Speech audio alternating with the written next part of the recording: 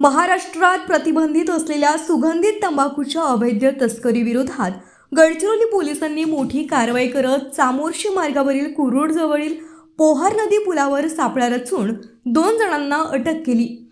Bolero max pickup वाहनाची तपासणी केली असता त्यामध्ये मोठ्या प्रमाणात प्रतिबंधित तंबाखूचा साठा आढळून आला।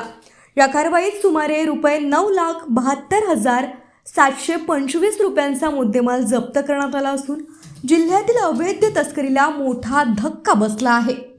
गोपनीय माहितीच्या आधारे सहाय्यक पोलीस अधीक्षक अनिकेत हिरडे यांच्या नेतृत्वाखाली पोलिसांनी राष्ट्रीय महामार्ग क्रमांक 353 वरील पोहार नदी पुलावर नाकाबंदी केली। तपासणी दरम्यान वाहनातून होला हुक्का, मजा, ईगल आणि ईगल हुक्का शिशा या विविध प्रकारच्या प्रतिबंधित सुगंधित तंबाखूची हजारो पाकिटे आणि डबे जप्त करण्यात आले।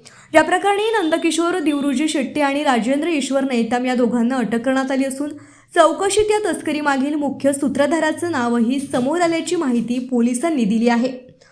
अन्न सुरक्षा अधिकारी सुरेश पोसन्ना तोर्रम यांच्या तक्रारीवरून तिन्ही आरोपींविरुद्ध भारतीय न्याय संहिता तसंच अन्न सुरक्षा व मानके अधिनियमाअंतर्गत गुन्हा दाखल करण्यात आला आहे।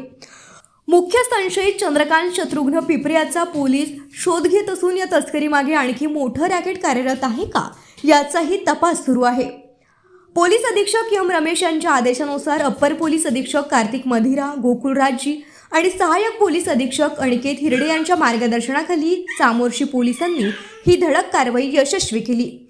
लोकराज्य टीव्ही न्यूज चॅनलकरिता आनंद दहागावकर, जिल्हा प्रतिनिधी, गडचिरोली।